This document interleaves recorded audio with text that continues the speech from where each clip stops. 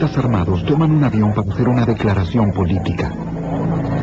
Aterrorizan a la tripulación y los pasajeros, entre los que habían 2 ciudadanos estadounidenses. Al aumentar los ataques contra estadounidenses en el exterior, el FBI y la CIA planean una operación audaz. Arrestar a un secuestrador y así enviar un fuerte mensaje a los terroristas en todo el mundo.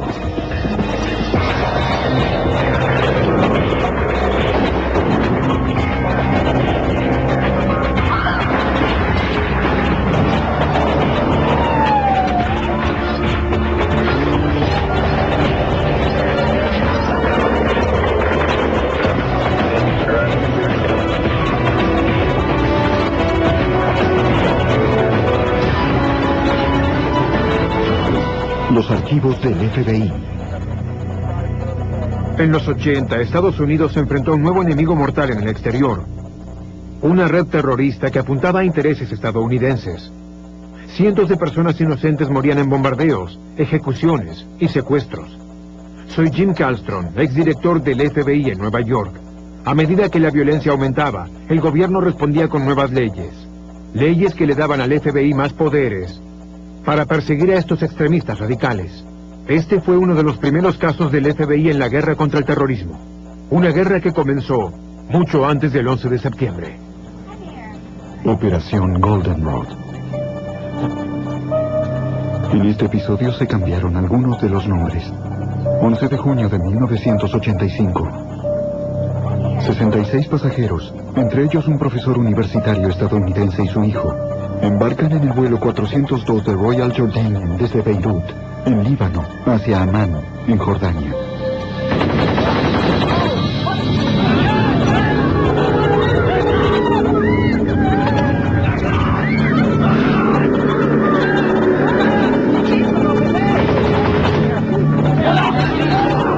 Una banda de terroristas fuertemente armados ataca a los pasajeros y a la tripulación.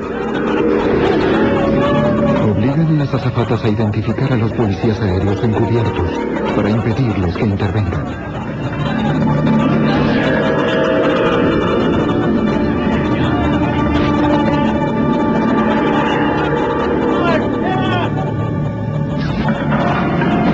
El líder de los secuestradores irrumpe en la cabina y ordena a la tripulación que despeguen. Ya en el aire, le exige al capitán que vuele hacia Túnez. El capitán no habla árabe. El copiloto traduce. El secuestrador quiere forzar una reunión con el embajador libanés y el presidente de la Liga Árabe, Chadli Khaldivi. El objetivo, exigir, entre otras cosas, la expulsión de 20.000 palestinos del Líbano. Mientras el avión vuela hacia Túnez, los terroristas golpean y torturan a los policías aéreos. Parecen tener control total, hasta que el avión finalmente entra en el espacio aéreo tunecino. El ex miembro del Escuadrón Internacional de Terrorismo del FBI, agente especial Tom Hansen. Se les negó la autorización para aterrizar. Las autoridades tunecinas bloquearon las pistas con camiones de combustible y de agua. El principal secuestrador tenía conversaciones a través de la radio del avión con la torre. Esto transcurrió durante un tiempo prolongado y no pudo doblegar a los tunecinos para que permitieran aterrizar el avión. Al no poder forzar una reunión con el presidente de la Liga Árabe, Chadli Khaldivi, el secuestrador lee su declaración a la torre de control. El avión sigue rondando el aeropuerto de Túnez. Pronto, el nivel de combustible es peligrosamente bajo. El piloto convence al secuestrador principal de que para evitar que el avión se desplome, deben volar a Palermo, en Italia, para cargar combustible.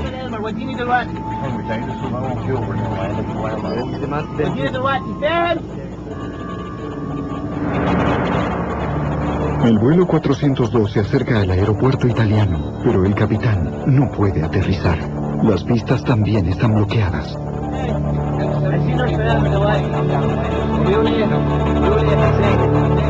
Le informa al control de tráfico aéreo que deben permitirle aterrizar o el avión se estrellará. La torre finalmente accede.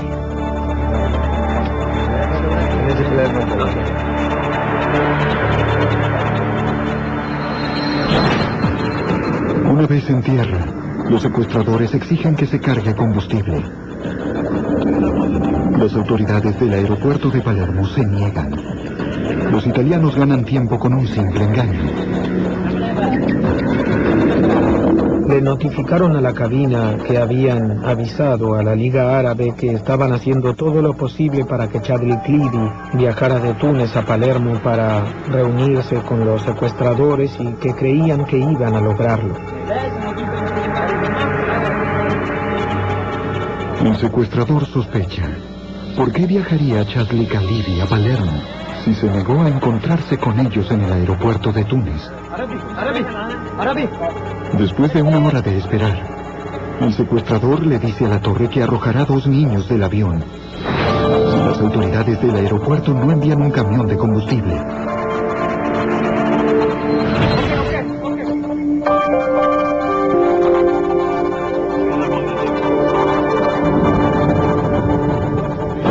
Diez minutos después, el vuelo 402 carga combustible y regresa a Túnez. Por segunda vez en el día, el avión sobrevuela el aeropuerto internacional de Túnez. El capitán le dice a la torre que el secuestrador quiere leer su declaración en la red radial del Estado. El controlador de tráfico aéreo responde que no lo pueden comunicar. No tienen el equipo necesario. Para tranquilizar al secuestrador, el capitán le miente y le dice que la torre accedió a emitir su declaración. El vuelo 402 regresa al aeropuerto internacional de Beirut.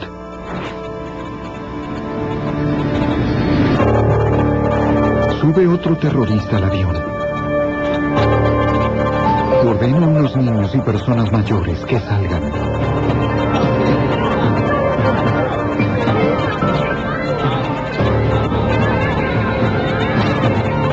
Transmite un mensaje de su superior, por el que instruye al secuestrador principal que vuele sobre Jordania y Siria para leer su proclamación.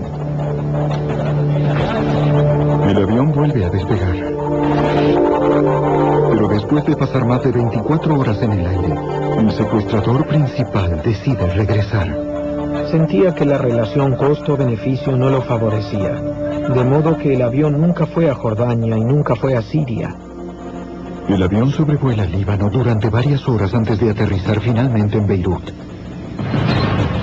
Decididos a hacer llegar su mensaje, los secuestradores llenan la nariz del avión con explosivos plásticos. A las 9 de la mañana el secuestrador principal llama a la torre. Jura que si antes de las 2 de la tarde no se expulsa a los 20.000 refugiados palestinos del Líbano, matará a los rehenes restantes.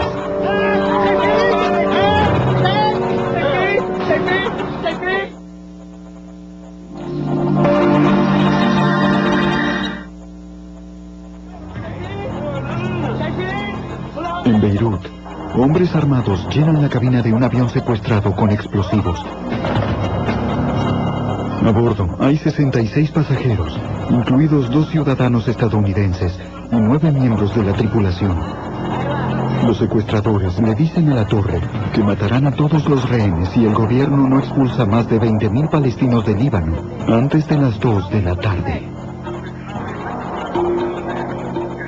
El agente especial del FBI, Tom Hansen.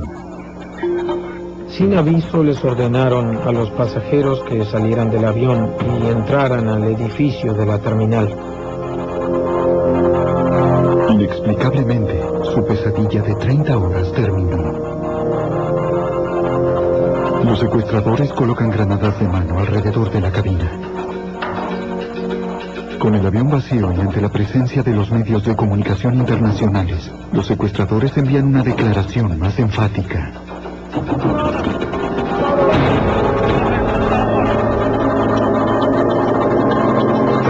Los cuerpos de seguridad federales de los Estados Unidos están decididos a todo. Para el FBI es un momento histórico. Por primera vez, Pueden perseguir legalmente a terroristas que atacaron a estadounidenses fuera de los Estados Unidos, un poder que adquirieron recientemente. A principios de los 80, el Líbano era un país asolado por la guerra civil. El gobierno central estaba en caos y las milicias cristianas y musulmanas peleaban por el control. Beirut, alguna vez considerada la París del Medio Oriente, está reducida a ruinas.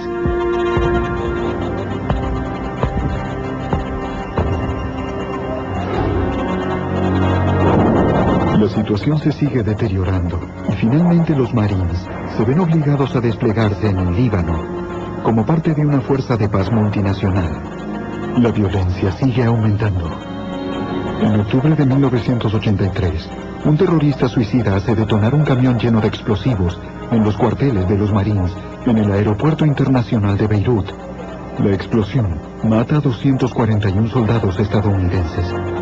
3 segundos después, una bomba similar destruye los cuarteles del ejército francés y mata a 58 hombres.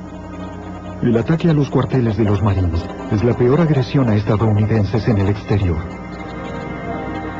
El ex subdirector de la División de Investigación Criminal del FBI, Oliver Buck Revell. El horrendo ataque a los cuarteles de los Marines en el 83 realmente centralizó la atención del público estadounidense sobre el terrorismo, pero siempre se disipaba rápidamente porque no se creía que hubiera un nivel continuado de agresión contra los Estados Unidos. Muchos estadounidenses no entienden que varios grupos radicales chiitas musulmanes le declararon una guerra de baja intensidad a los Estados Unidos. Su objetivo, sacar a los occidentales del Líbano. El más notorio de estos grupos es Hezbollah, del que las agencias de inteligencia de Estados Unidos sospechan que está detrás del ataque a los cuarteles de los Marines. El año siguiente, el terrorismo sigue plagando la región. La diplomacia no tuvo éxito. Las fuerzas de paz no tuvieron efecto. Y el FBI solo tiene autoridad legal para observar el terrorismo internacional. Agente especial Tom Hansen.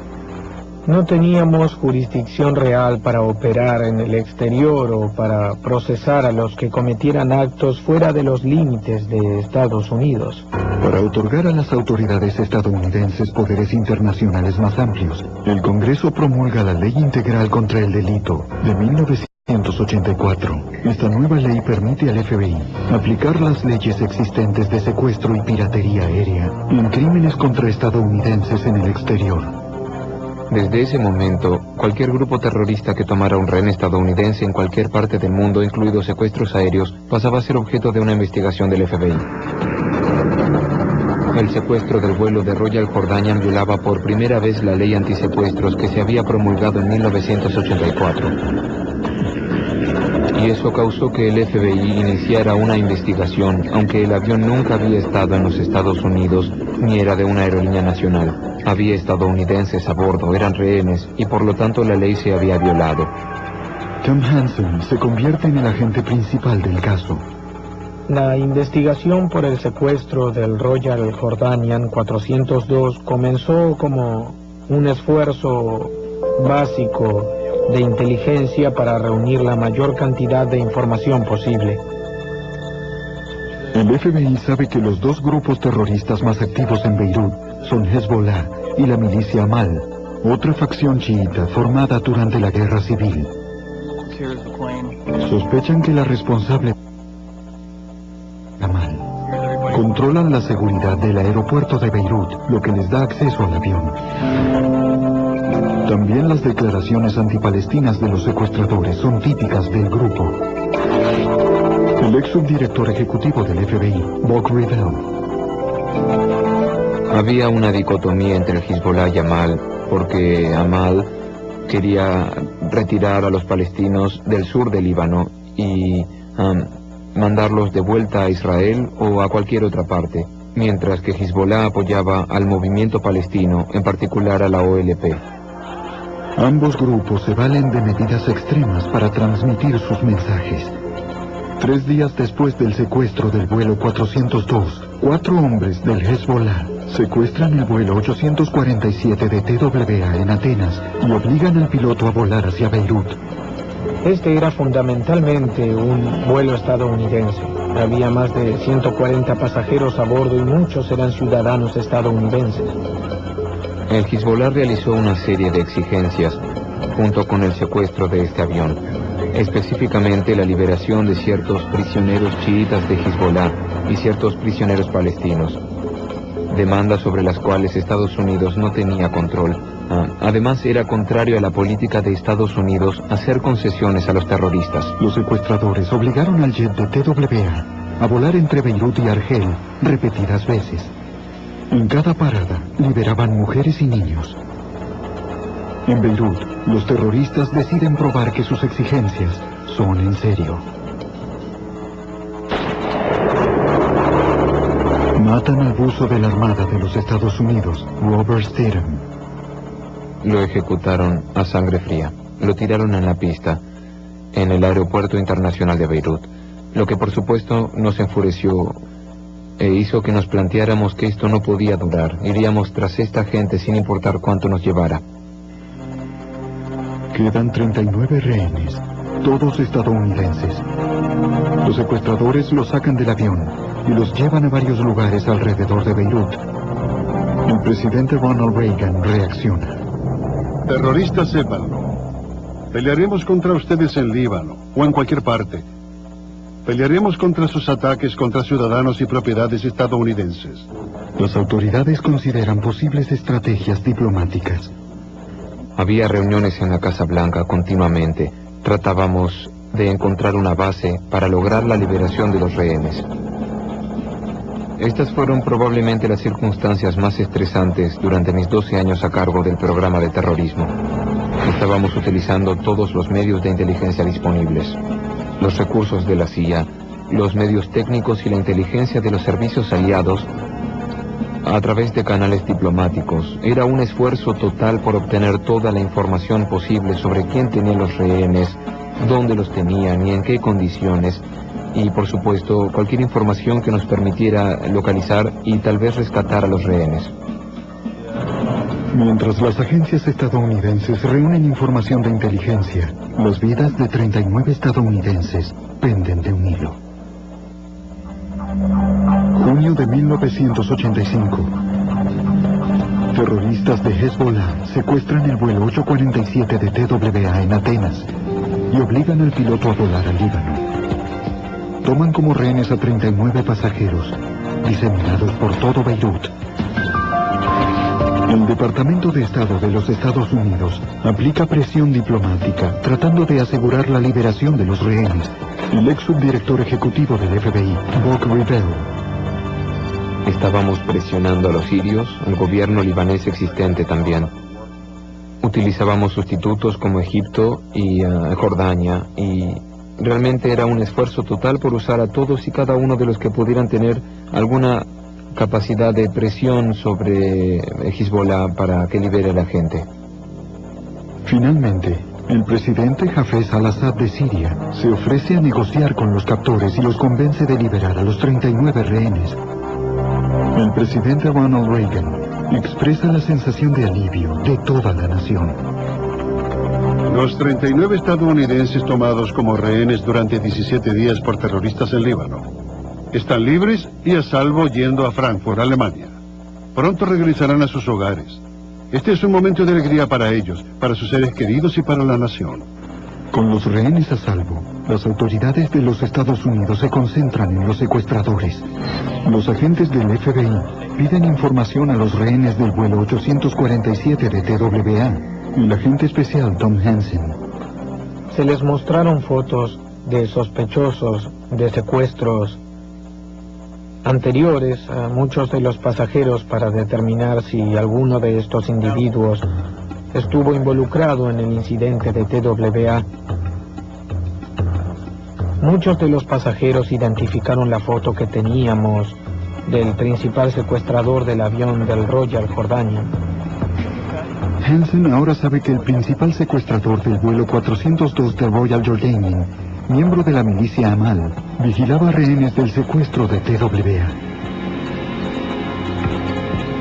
Relataron las conversaciones con este individuo que admitió ser uno de los secuestradores de Royal Jordanian y les preguntaba si habían visto el avión y alardeaba de su acción en ese incidente. Los investigadores identificaron a un sujeto sospechoso. Pero reunir información sobre un terrorista con base en Beirut es difícil. En ese momento, un límite llamado la Línea Verde divide Beirut en el este cristiano y el oeste musulmán. Dwayne Dewey Clarridge es un ex jefe de la Dirección de Operaciones de la Agencia Central de Inteligencia. Beirut Oeste era tierra de nadie para los estadounidenses, incluso para muchos libaneses, y por lo tanto, reunir información era extremadamente difícil, no solo para la CIA, sino también para los servicios de inteligencia libaneses que cooperaban con nosotros. Pero la CIA es implacable. Los agentes en Beirut continúan interrogando a los informantes. Su insistencia da frutos. Averiguan dónde vive el sospechoso del secuestro de Royal Jordanian. El único problema es que las autoridades de los Estados Unidos no tienen poder para ir tras él. No se podía coordinar con las autoridades libanesas para que nos entregaran al principal sospechoso. No había un gobierno específico realmente en control.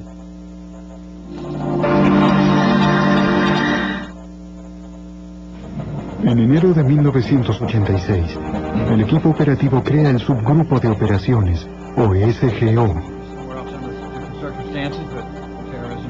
Este panel interno de la agencia está compuesto por oficiales del FBI, la CIA, la Agencia Nacional de Seguridad, el Departamento de Defensa, el de Justicia y el de Estado. Buck Revell representa al FBI. El SGO tenía dos responsabilidades. Una, asegurar que la información adecuada se compartiera completamente. Segundo, coordinar las operaciones contra objetivos terroristas, sean grupos o organizaciones, o incluso países que auspiciaran el terrorismo. Quien representa a la CIA en el SGO es Dewey Clarridge.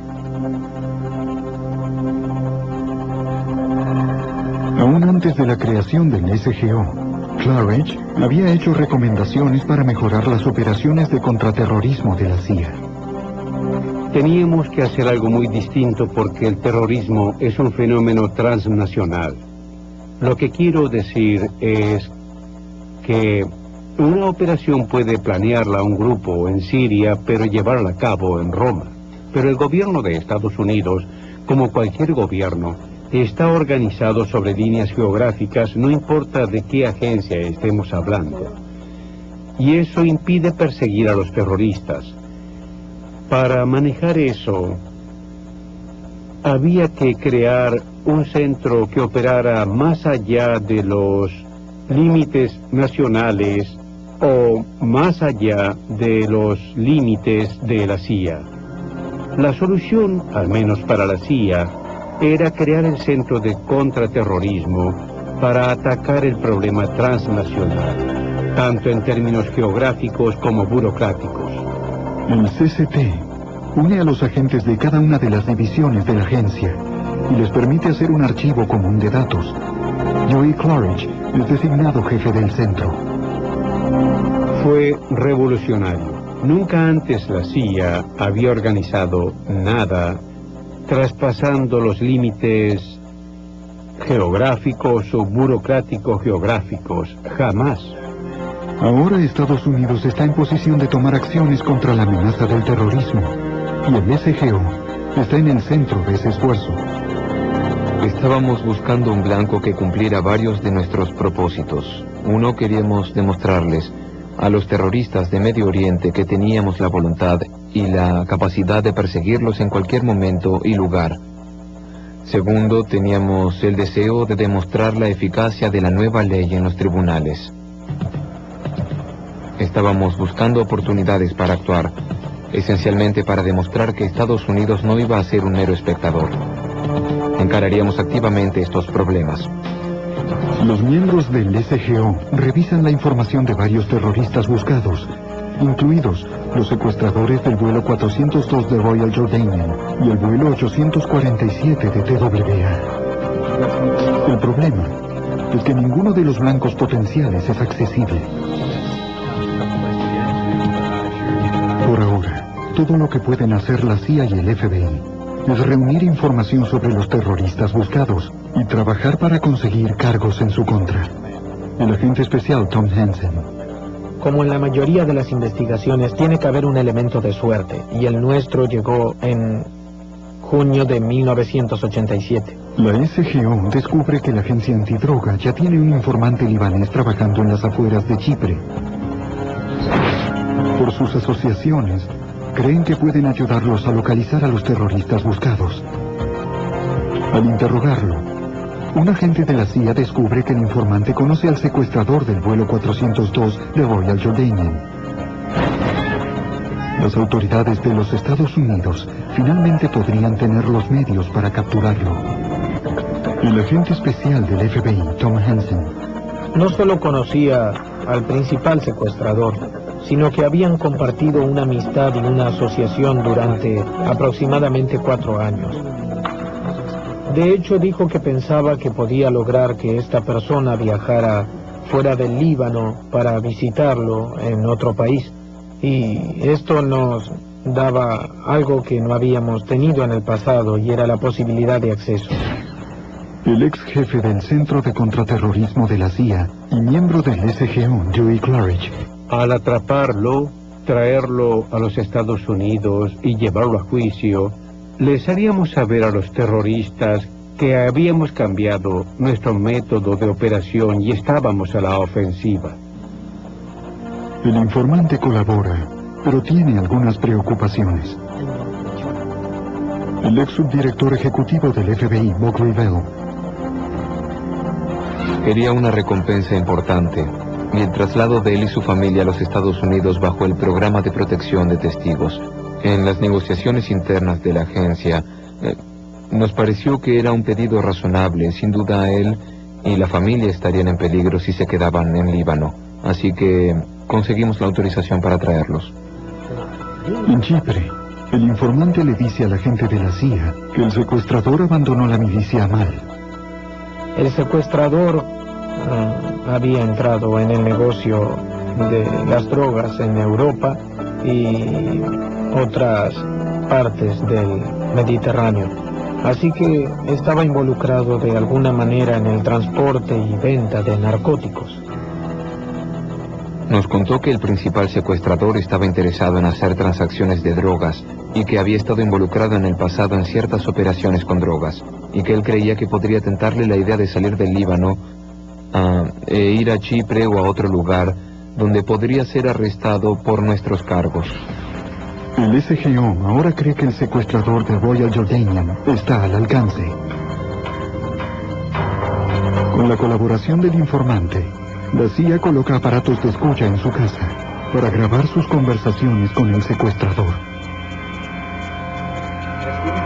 Se decidió que le dijera: conozco a un traficante de drogas internacional muy importante que quiere hacer una operación. Tú podrías entrar las drogas al Líbano a través de Irán y más tarde organizar una operación para abastecer a este vendedor. Y sería muy redituable. El plan requiere que el informante arregle una reunión fuera del Líbano entre el secuestrador y un traficante de drogas imaginario llamado Joseph. El SGO decide que la reunión se lleve a cabo en un yate en aguas internacionales. No queríamos que ninguna operación que emprendiéramos implicara violaciones a la soberanía de otra nación. El SGO analiza si el ejército de los Estados Unidos o el FBI debe hacer el arresto. El ex comandante del equipo de rescate de rehenes del FBI, agente especial David Woody Johnson. El plan básico era que toda operación terrorista fuera de los Estados Unidos o sus territorios asociados sería manejada por el ejército. Cualquier cosa que sucediera dentro de los Estados Unidos o sus territorios lo conduciría el equipo de rescates de rehenes. Teníamos una situación donde queríamos atrapar a un hombre en el exterior. Usaríamos el ejército o el ERR. Debía debatirse en el Ministerio de Justicia o el Departamento de Defensa. Y finalmente lo describieron como un arresto. Entonces usaríamos el equipo de rescate de rehenes a pesar de lo que haríamos en el exterior. Eligieron al ERR porque el FBI tiene poder para arrestar y el ejército no.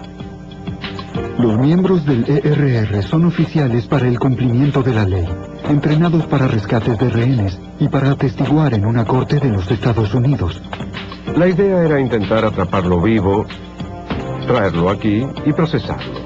Creo que la intención era hacer una gran declaración política. Queríamos que los grupos y organizaciones terroristas, en particular los países que auspician el terrorismo, supieran que Estados Unidos tenía la autoridad legal y la voluntad de desarrollar las operaciones que fueran necesarias, y sabíamos que tenía que hacerse con la colaboración interna de la agencia. Llevó mucho tiempo planear esta operación. No queríamos violar la soberanía de otra nación. Tampoco queríamos emprender esto y no tener éxito. Eso enviaría el mensaje contrario. El plan está listo para implementarse. El obstáculo final es obtener la aprobación del presidente. Mientras estaba yendo al aeropuerto de Washington para abordar un avión comercial con un pasaporte normal hacia Atenas, recibí un llamado telefónico en el vehículo del FBI, de Ed Meese, el ministro de Justicia, y me dijo: Buck, acabo de informarle al presidente Reagan, está listo, buena suerte, y te llamo cuando llegues.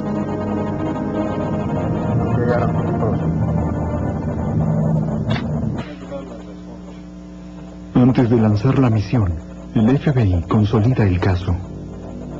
Teníamos que volver a contactar a los testigos que habíamos entrevistado previamente para saber si podíamos hacer que se comprometieran a venir a los Estados Unidos a atestiguar. Varios pasajeros y miembros de la tripulación del vuelo 402 aceptan subir al estrado si es necesario. El gobierno ya tiene un caso. El plan, denominado Operación Goldenrod, se pone en marcha.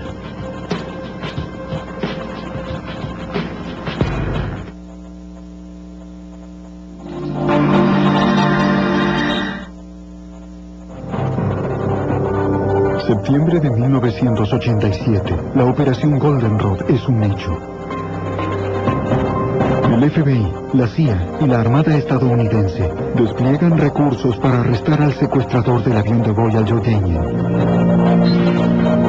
El FBI coordina su parte de la operación desde un centro de comando a bordo del USS Bute, ubicado en aguas internacionales a 24 kilómetros de la costa de Chipre.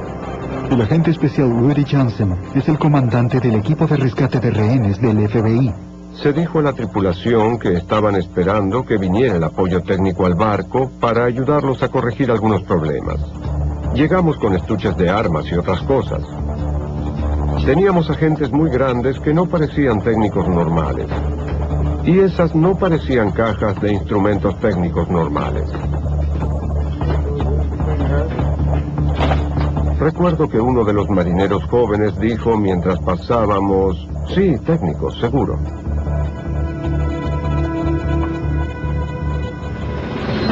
En Grecia, el miembro del ERR, agente especial Don Glasser, renta el yate donde tendrá lugar el arresto. Lo elegimos porque pasaría inadvertido. No llamaría la atención. Le hicimos algunos cambios. Le pusimos un sistema de navegación satelital, le hicimos ajustes y le pusimos un LORAN, que es básicamente un equipo de navegación satelital. En la ciudad portuaria de Limassol, Chipre, Joey Claridge y el equipo de la CIA establecen un puesto de comando en la habitación de un hotel. Teníamos un oficial de comunicaciones y muchos baúles de aluminio con equipos que pasaban por equipos fotográficos. Y teníamos comunicaciones satelitales con Washington, con Yukon en Stuttgart, es el comando militar en Stuttgart, y por supuesto teníamos comunicaciones con el Bute y con el yate. El cuartel central pasaba nuestras comunicaciones a los cuarteles del FBI, la Casa Blanca y quien fuera. Todos querían participar de esto, saber qué estaba pasando. A Vela, a poca distancia de la costa de Grecia, el equipo de arresto del FBI altera la apariencia del yate para proteger la identidad del dueño. Le cambiamos la bandera, de italiana a griega. Cambiamos el puerto de arribo y el nombre del casco. Y dimos vuelta a todos los salvavidas que tenían el nombre impreso. El ex subdirector ejecutivo del FBI, Bob Revell, supervisa el centro de comando del FBI desde el USS Virg. Teníamos un equipo de respuesta de emergencia. Teníamos un helicóptero girando sobre la cubierta, listo para responder de inmediato con armas automáticas y otras capacidades para defender contra cualquier intento por parte de piratas o grupos terroristas de interceder en la operación. Nuestra inquietud en cuanto a la ejecución era poder llevarlo hasta el lugar, en aguas internacionales, para realizar el arresto. Pero también conseguir ese arresto y evitar que se transformara en un incidente internacional. El FBI y la CIA están listos. Los agentes de la CIA le dicen al informante que llame al secuestrador en Beirut y le diga que todo está listo. Tiene que venir a Chipre ahora para encontrarse con el narcotraficante ficticio, Joseph. El secuestrador aceptó esta idea de venir a Chipre para conocer a Joseph, a quien nosotros inventamos como un gran traficante de drogas. Secuestrar un avión no da mucho dinero, o nada, y él quería ganar dinero.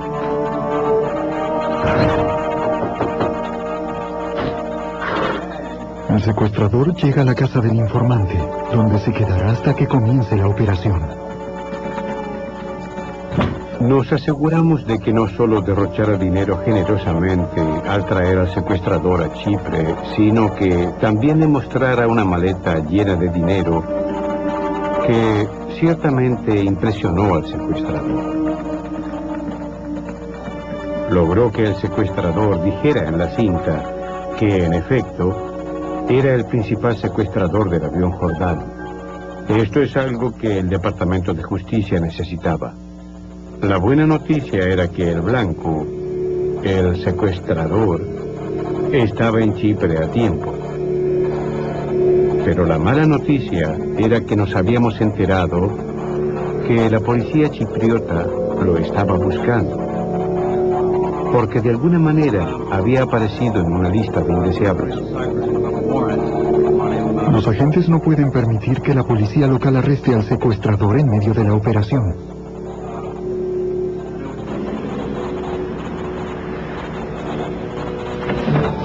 La CIA decide que el informante y el secuestrador se muden al mismo hotel donde ellos tienen el centro de comando.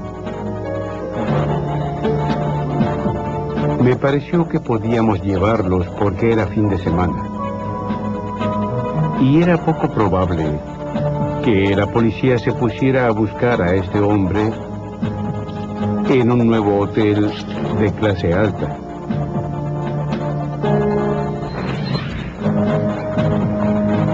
El domingo en la mañana, el informante le dice al secuestrador que es hora de conocer a Joseph. Le explica que como el narcotraficante no puede venir a Chipre, tienen que reunirse con él a bordo de su yate. El hermano del informante los llevará en su lancha. Teníamos que tener ojos estadounidenses sobre el blanco, sobre el secuestrador, cuando abordara el barco, para poder decirle a Washington con absoluta certeza que era el blanco quien estaba abordando el barco. Así que uno de nuestros oficiales estaba ubicado en el muelle. El agente especial Tom Hansen. El bote partió con el testigo colaborador y el principal sujeto a horario y se dirigió al yate.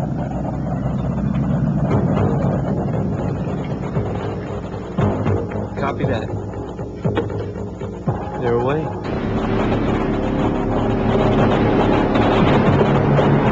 Tenía Teníamos un sistema de bote patrulla para actuar como guía para que el testigo colaborador navegara. El comandante del equipo de rescate de rehenes del FBI, agente especial Woody Johnson. Mi tarea es preocuparme por la gente que trabaja para mí.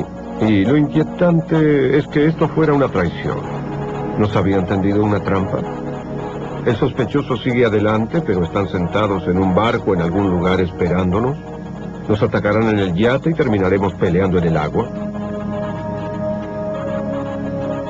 Por ahora todo lo que puede hacer el FBI es esperar.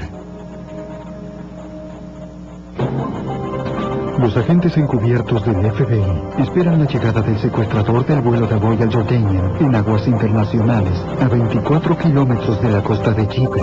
El comandante del equipo de rescate de rehenes del FBI, agente especial Woody Johnson. Ubicamos a los hombres del ERR en la cubierta que aparentaban ser guardaespaldas del narcotraficante.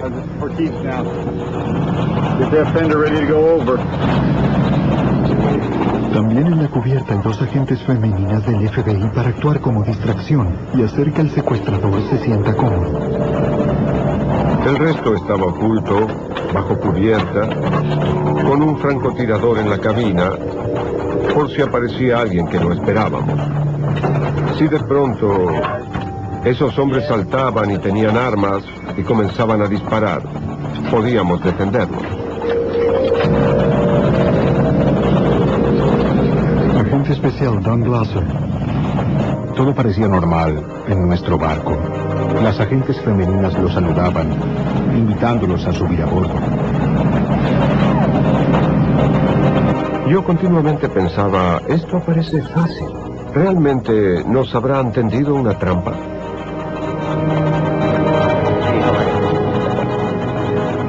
El agente encubierto les dijo en árabe que el jefe estaba abajo duchándose y vendría enseguida.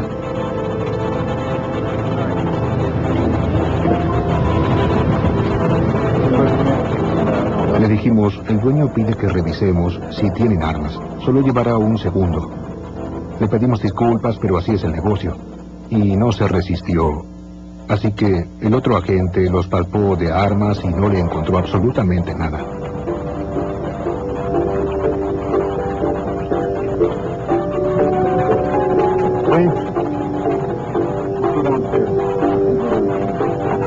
El otro agente lo escoltó al área de la cabina, donde me hizo un gesto con la cabeza. Era señal de que ejecutaríamos el arresto.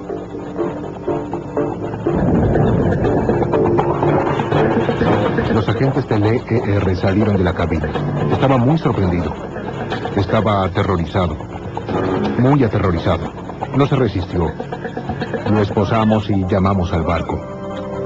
Los agentes anunciaron que el arresto había sido exitoso. En ese momento sabíamos que habíamos hecho todo lo que debíamos para enviar a Blanco a las oficinas del FBI. Entonces cerramos el puesto de comando muy rápidamente y nos fuimos del hotel. En cuanto se realizó el arresto, decidimos enviar una lancha desde el Butte. El Butte es un barco de 274 metros. Es muy grande. Apareció en el horizonte y nosotros nos acercamos.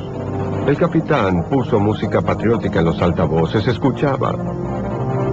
En la parte de atrás flameaba una enorme bandera estadounidense. En ese momento le cuenta a la tripulación lo que está ocurriendo. Les dijo, finalmente estamos contraatacando y ustedes tuvieron la oportunidad de participar en esto.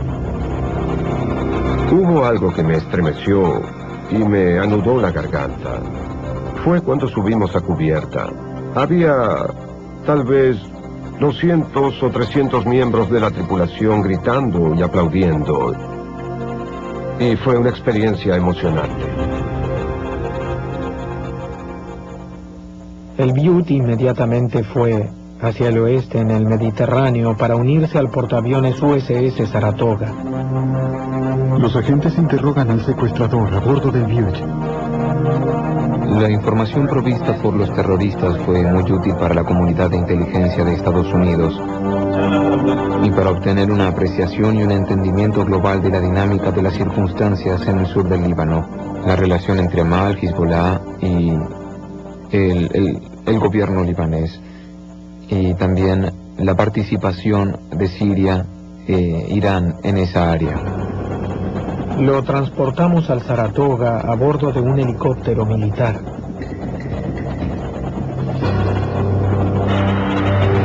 De allí los agentes del FBI transfieren al secuestrador a un Viking S-3 para el largo viaje a Estados Unidos. Durante su viaje de regreso a Washington, D.C., realizó 2 cargas de combustible en el aire.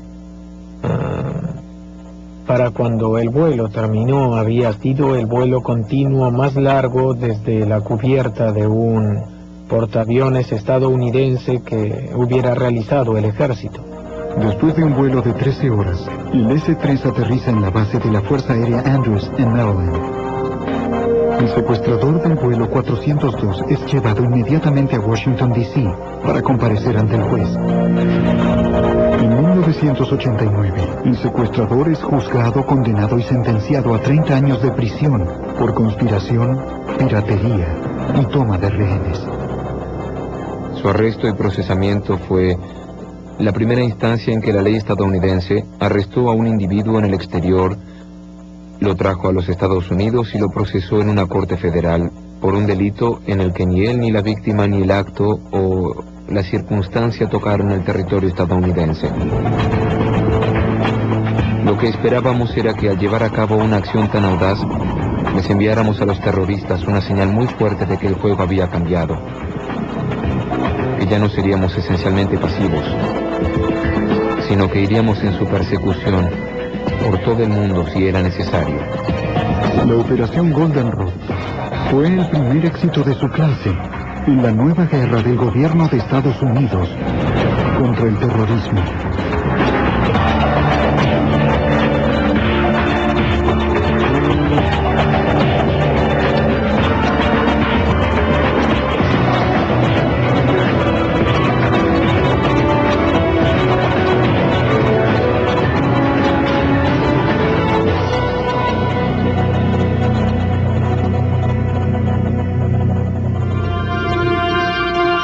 Que el avión nunca fue a Jordania y nunca fue a Siria. El avión sobrevuela Líbano durante varias horas antes de aterrizar finalmente en Beirut. Decididos a hacer llegar su mensaje, los secuestradores llenan la nariz del avión con explosivos plásticos. A las 9 de la mañana el secuestrador principal llama a la torre. Jura que si antes de las 2 de la tarde no se expulsa a los 20.000 refugiados palestinos del Líbano, matará a los rehenes restantes.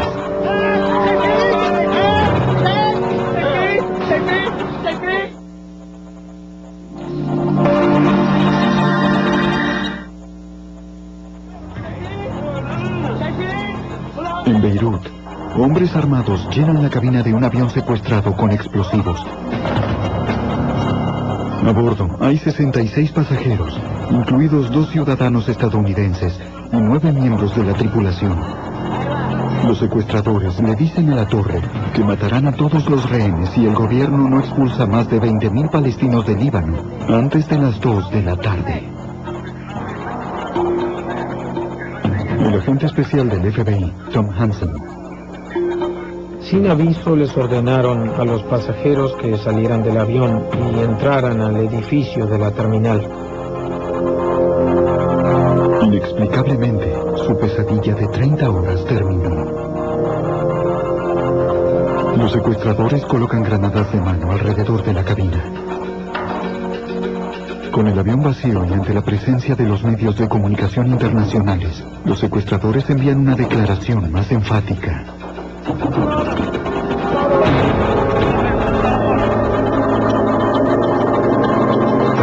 Los cuerpos de seguridad federales de los Estados Unidos están decididos a todo.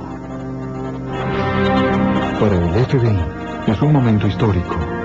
Por primera vez, pueden perseguir legalmente a terroristas que atacaron a estadounidenses fuera de los Estados Unidos, un poder que adquirieron recientemente. A principios de los 80, el Líbano era un país asolado por la guerra civil. El gobierno central estaba en caos y las milicias cristianas y musulmanes peleaban por el control. Beirut, alguna vez considerada la París del Medio Oriente, está reducida a ruinas.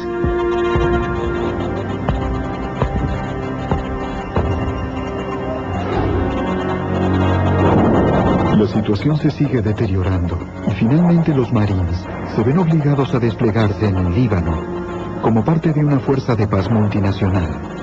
La violencia sigue aumentando. En octubre de 1980, también en la cubierta hay 2 agentes femeninas del FBI para actuar como distracción y hacer que el secuestrador se sienta cómodo. El resto estaba oculto, bajo cubierta, con un francotirador en la cabina, por si aparecía alguien que no esperábamos. Si de pronto esos hombres saltaban y tenían armas y comenzaban a disparar, podíamos defendernos. Agente especial Don Glasser. Todo parecía normal en nuestro barco. Las agentes femeninas los saludaban, invitándolos a subir a bordo. Yo continuamente pensaba, esto parece fácil. ¿Realmente nos habrán tendido una trampa?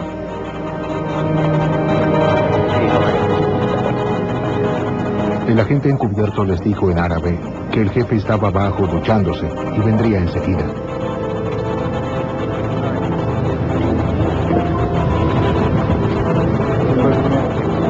Le dijimos, el dueño pide que revisemos si tienen armas. Solo llevará un segundo. Le pedimos disculpas, pero así es el negocio. Y no se resistió. Así que el otro agente los palpó de armas y no le encontró absolutamente nada.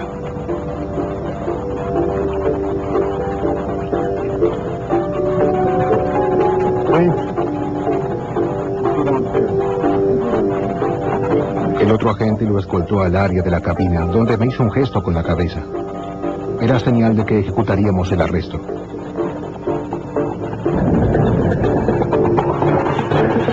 Los agentes del EER salieron de la cabina. Estaba muy sorprendido. Estaba aterrorizado. Muy aterrorizado. No se resistió. Lo esposamos y llamamos al barco. Los agentes anunciaron que el arresto había sido exitoso. En ese momento sabíamos que habíamos hecho todo lo que debíamos para enviar a Blanco a las oficinas del FBI. Entonces cerramos el puesto de comando muy rápidamente y nos fuimos del hotel. En cuanto se realizó el arresto, decidimos enviar una lancha desde el Butte. El Butte es un barco de 274 metros. Es muy grande. Apareció en el horizonte y nosotros nos acercamos. El capitán puso música patriótica en los altavoces, escuchaba. En la parte de atrás flameaba una enorme bandera estadounidense. En ese momento le cuenta a la tripulación lo que está ocurriendo. Les dijo, finalmente estamos contraatacando y ustedes tuvieron la oportunidad de participar en esto. Hubo algo que me estremeció. Con el avión vacío y ante la presencia de los medios de comunicación internacionales, los secuestradores envían una declaración más enfática.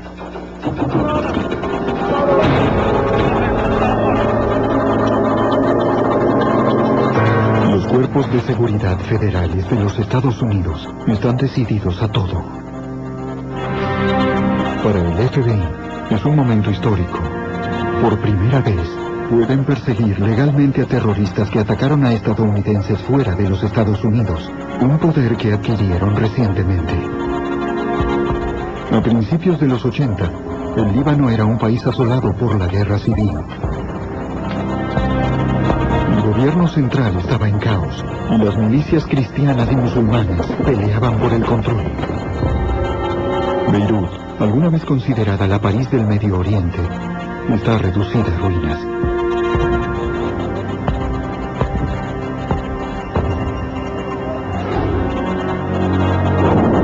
La situación se sigue deteriorando y finalmente los marines se ven obligados a desplegarse en el Líbano como parte de una fuerza de paz multinacional. La violencia sigue aumentando. En octubre de 1983, un terrorista suicida hace detonar un camión lleno de explosivos en los cuarteles de los Marines, en el aeropuerto internacional de Beirut. La explosión mata a 241 soldados estadounidenses. 3 segundos después, una bomba similar destruye los cuarteles del ejército francés y mata a 58 hombres.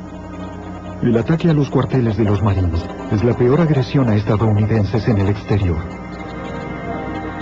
El ex subdirector de la División de Investigación Criminal del FBI, Oliver Buck Revell.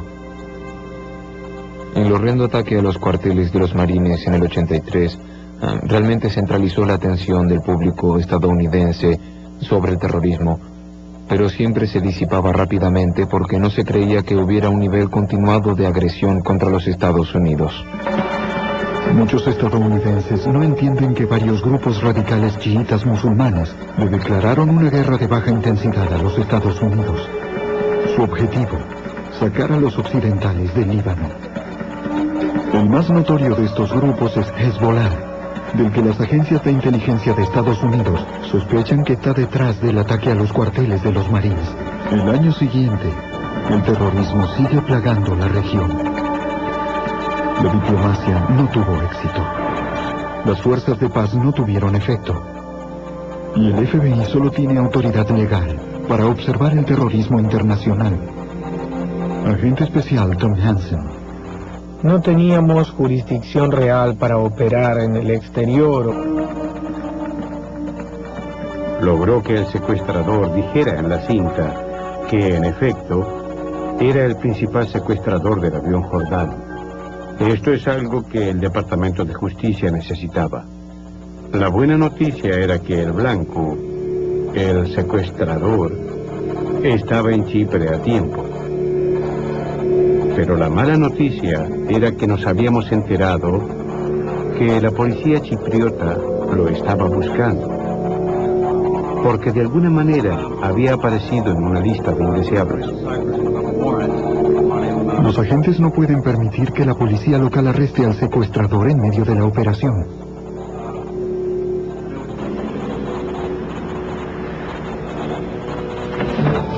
La CIA decide que el informante y el secuestrador se muden al mismo hotel donde ellos tienen el centro de comando. Me pareció que podíamos llevarlos porque era fin de semana. Y era poco probable que la policía se pusiera a buscar a este hombre en un nuevo hotel de clase alta.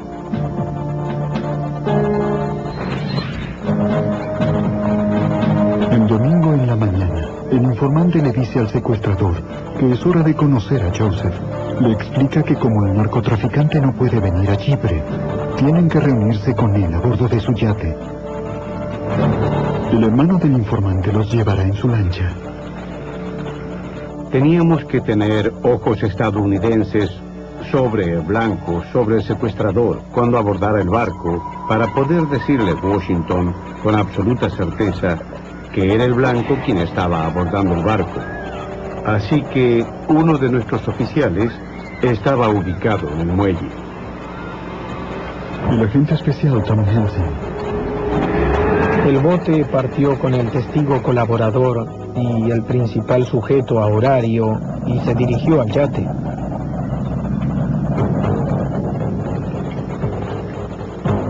Copy that. They're away.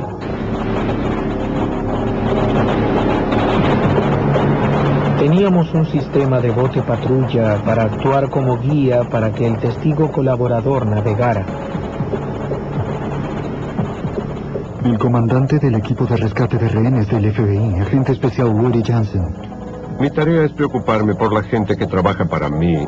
Y lo inquietante es que esto fuera una traición. ¿Nos habían tendido una trampa? El sospechoso sigue adelante, pero están sentados en un barco en algún lugar esperándonos. Nos atacarán en el yate y terminaremos peleando en el agua. El FBI y la CIA están listos. Los agentes de la CIA le dicen al informante que llame al secuestrador en Beirut y le diga que todo está listo. Tiene que venir a Chipre ahora para encontrarse con el narcotraficante ficticio, Joseph. El secuestrador aceptó esta idea de venir a Chipre para conocer a Joseph, a quien nosotros inventamos como un gran traficante de drogas. Secuestrar un avión no da mucho dinero, o nada, y él quería ganar dinero.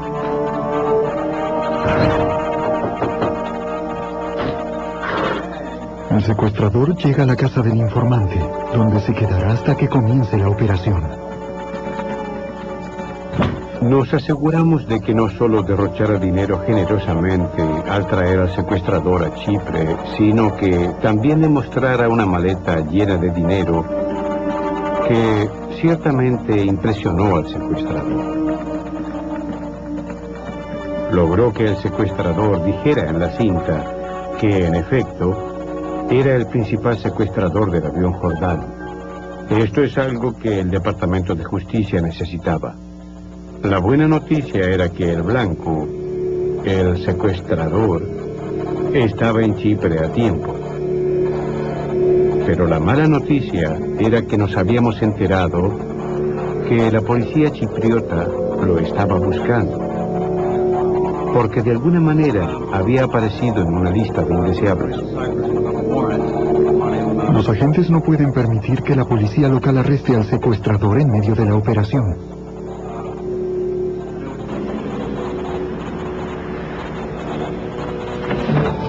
La CIA decide que el informante y el secuestrador se muden al mismo hotel donde ellos tienen el centro de comando. Me pareció que podíamos llevarlos porque era fin de semana. Y era poco probable que la policía se pusiera a buscar a este hombre en un nuevo hotel de clase alta.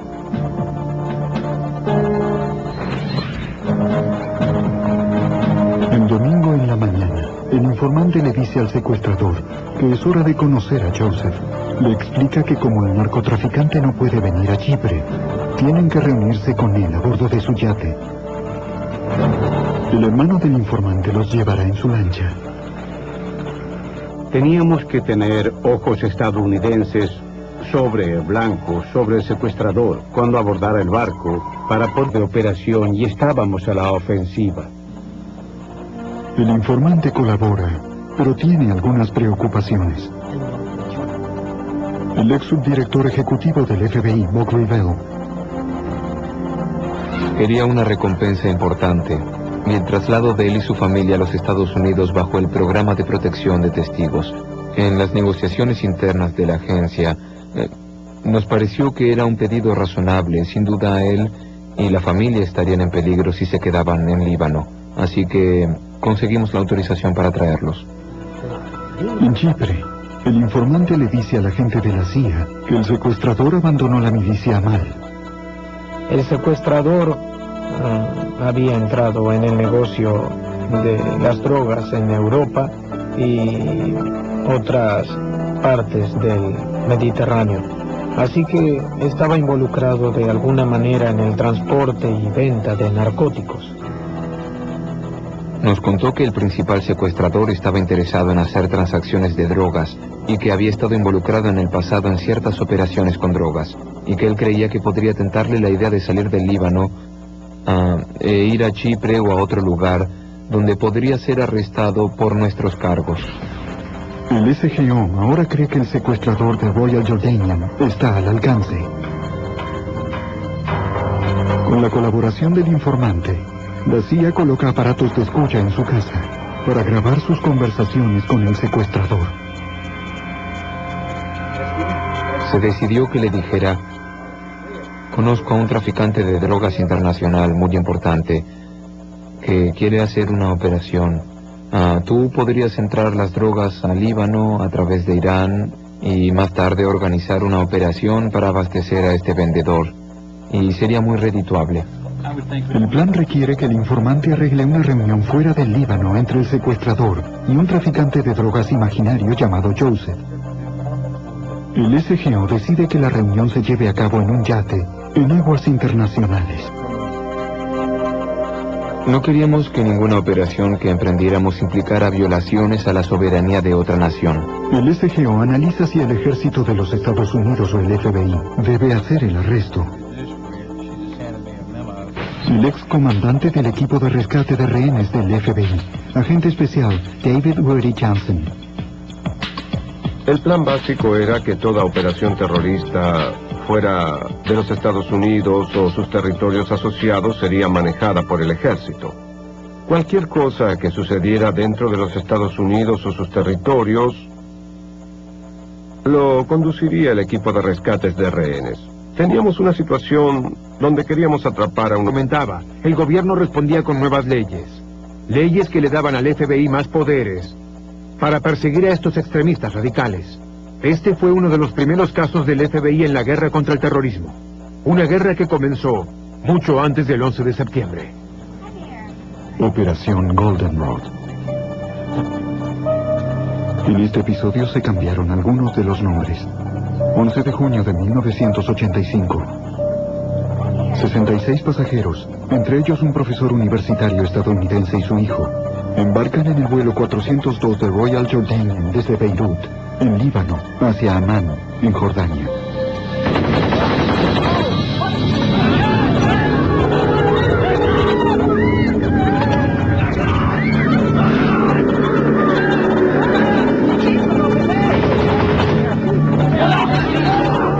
Una banda de terroristas fuertemente armados ataca a los pasajeros y a la tripulación. Obligan a las azafatas a identificar a los policías aéreos encubiertos para impedirles que intervengan.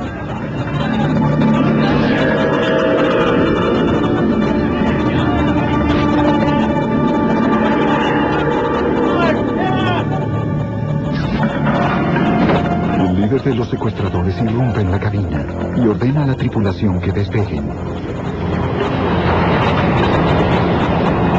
Ya en el aire, le exige al capitán que vuele hacia Túnez. El capitán no habla árabe. El copiloto traduce. El secuestrador quiere forzar una reunión con el embajador libanés y el presidente de la Liga Árabe, Chadli Khaldivi. El objetivo, exigir, entre otras cosas, la expulsión de 20.000 palestinos del Líbano. Mientras el avión vuela hacia Túnez, los terroristas golpean y torturan a los policías aéreos. Parecen tener control total, hasta que el avión finalmente entra en el espacio aéreo tunecino. El ex miembro del Escuadrón Internacional de Terrorismo del FBI, agente especial Tom Hansen.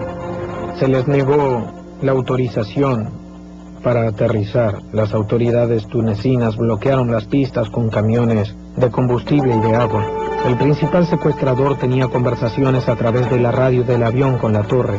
Esto transcurrió durante un tiempo prolongado y no pudo doblegar a los tunecinos para que permitieran aterrizar el avión. Al no poder forzar una reunión con el presidente de la Liga Árabe, Chadli Khaldivi, el secuestrador lee su declaración a la torre de control.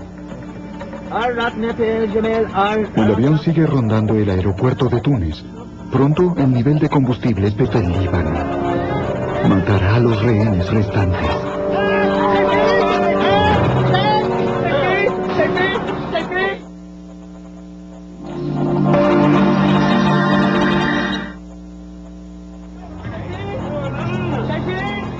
En Beirut, hombres armados llenan la cabina de un avión secuestrado con explosivos. A bordo hay 66 pasajeros, incluidos 2 ciudadanos estadounidenses y 9 miembros de la tripulación. Los secuestradores le dicen a la torre que matarán a todos los rehenes si el gobierno no expulsa más de 20.000 palestinos del Líbano antes de las 2 de la tarde. El agente especial del FBI, Tom Hansen. Sin aviso les ordenaron a los pasajeros que salieran del avión y entraran al edificio de la terminal. Inexplicablemente, su pesadilla de 30 horas terminó. Los secuestradores colocan granadas de mano alrededor de la cabina. Con el avión vacío y ante la presencia de los medios de comunicación internacionales, los secuestradores envían una declaración más enfática.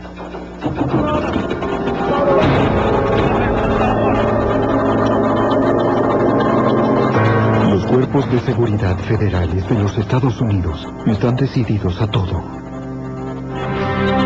Para el FBI es un momento histórico.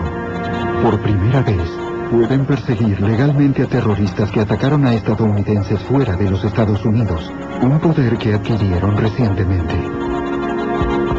A principios de los 80, el Líbano era un país asolado por la guerra civil. El gobierno central estaba en caos y las milicias cristianas y musulmanas peleaban por el control. Beirut, alguna vez considerada la París del Medio Oriente, está reducida a ruinas.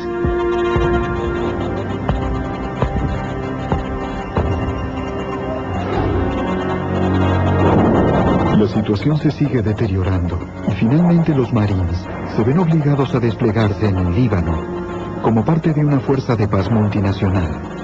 La violencia sigue aumentando. En octubre de 1983, un terrorista suicida hace detonar un camión lleno de explosivos en los cuarteles de los Marines en el aeropuerto internacional de Beirut. La explosión mata a 241 soldados estadounidenses. 3 segundos después, una bomba similar destruye los cuarteles del ejército francés y mata a 58 hombres.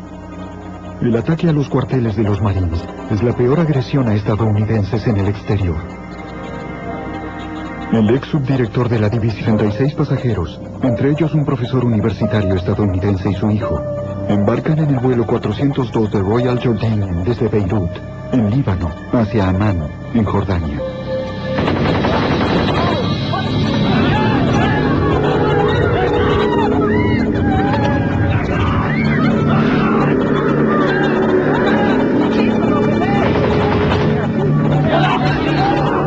Una banda de terroristas fuertemente armados ataca a los pasajeros y a la tripulación. Obligan a las azafatas a identificar a los policías aéreos encubiertos para impedirles que intervengan.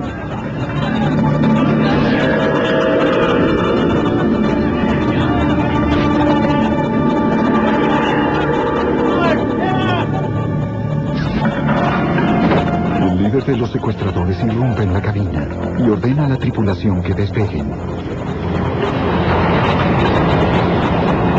Ya en el aire, le exige al capitán que vuele hacia Túnez. El capitán no habla árabe. El copiloto traduce. El secuestrador quiere forzar una reunión con el embajador libanés y el presidente de la Liga Árabe, Chadli Khaldivi. El objetivo, exigir, entre otras cosas, la expulsión de 20.000 palestinos del Líbano. Mientras el avión vuela hacia Túnez, los terroristas golpean y torturan a los policías aéreos.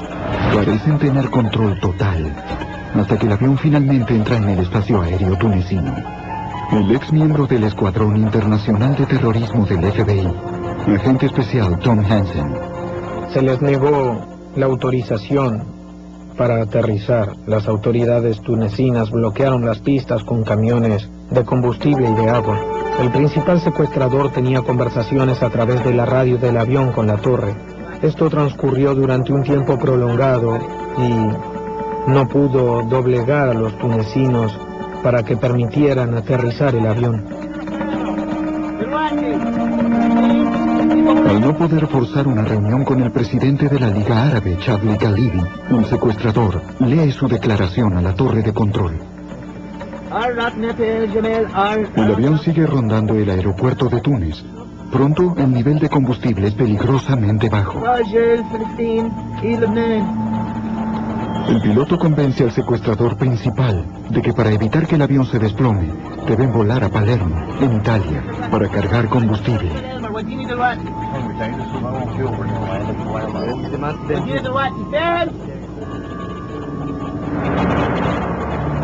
El vuelo 402 se acerca al aeropuerto italiano, pero el capitán no puede aterrizar. Las pistas no lo favorecía, de modo que el avión nunca fue a Jordania y nunca fue a Siria. El avión sobrevuela Líbano durante varias horas antes de aterrizar finalmente en Beirut. Decididos a hacer llegar su mensaje, los secuestradores llenan la nariz del avión con explosivos plásticos. A las 9 de la mañana el secuestrador principal llama a la torre. Jura que si antes de las 2 de la tarde no se expulsa a los 20.000 refugiados palestinos del Líbano, matará a los rehenes restantes.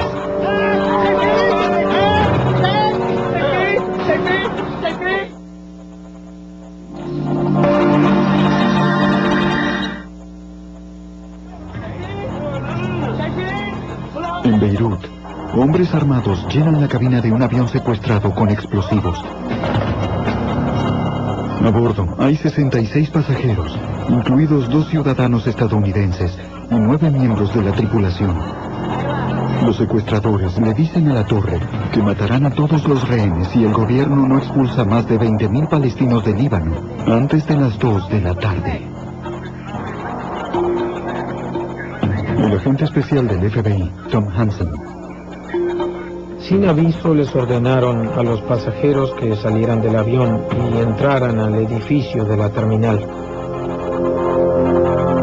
Inexplicablemente, su pesadilla de 30 horas terminó. Los secuestradores colocan granadas de mano alrededor de la cabina. Con el avión vacío y ante la presencia de los medios de comunicación internacionales, los secuestradores envían una declaración más enfática.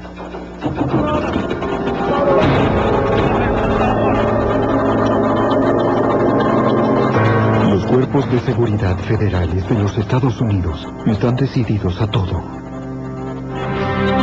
Para el FBI es un momento histórico. Por primera vez, pueden perseguir legalmente a terroristas que atacaron a estadounidenses fuera de los Estados Unidos, un poder que adquirieron recientemente. A principios de los 80, el Líbano era un país asolado por la guerra civil. El gobierno central estaba en caos y las milicias cristianas y musulmanas peleaban por el control. Beirut, alguna vez considerada la París del Medio Oriente, está reducida a ruinas.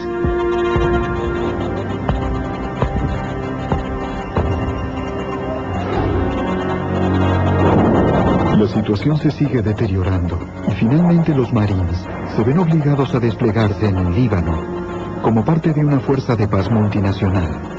La violencia sigue aumentando. El gobierno respondía con nuevas leyes que le daban al FBI más poderes para perseguir a estos extremistas radicales. Este fue uno de los primeros casos del FBI en la guerra contra el terrorismo. Una guerra que comenzó mucho antes del 11 de septiembre. Operación Goldenrod. En este episodio se cambiaron algunos de los nombres. 11 de junio de 1985. 66 pasajeros, entre ellos un profesor universitario estadounidense y su hijo, embarcan en el vuelo 402 de Royal Jordanian desde Beirut, en Líbano, hacia Amán, en Jordania.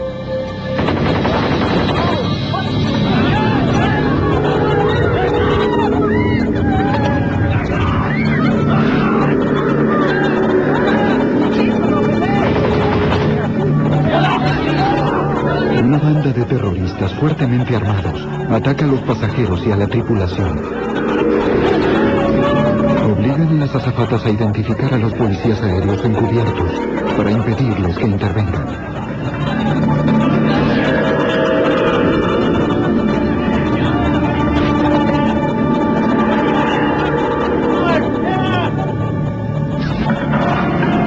El líder de los secuestradores irrumpe en la cabina y ordena a la tripulación que despeguen. Ya en el aire, le exige al capitán que vuele hacia Túnez. El capitán no habla árabe. El copiloto traduce. El secuestrador quiere forzar una reunión con el embajador libanés y el presidente de la Liga Árabe, Chadli Khaldivi. El objetivo, exigir, entre otras cosas, la expulsión de 20.000 palestinos del Líbano. Mientras el avión vuela hacia Túnez, los terroristas golpean y torturan a los policías aéreos. Parecen tener control total, hasta que el avión finalmente entra en el espacio aéreo tunecino. El ex miembro del Escuadrón Internacional de Terrorismo del FBI, agente especial Tom Hansen. Se les negó la autorización para aterrizar. Las autoridades tunecinas bloquearon las pistas con camiones de combustible y de agua. El principal secuestrador tenía conversaciones a través de la radio del avión con la torre. Esto transcurrió durante un tiempo prolongado y no pudo doblegar a los tunecinos para que permitieran aterrizar el avión. Al no poder forzar una reunión con el presidente de la Liga Árabe, Chadli Khalibi, un secuestrador lee su declaración a la torre de control. El avión sigue rondando el aeropuerto de Túnez. Pronto el nivel de combustible es peligrosamente bajo.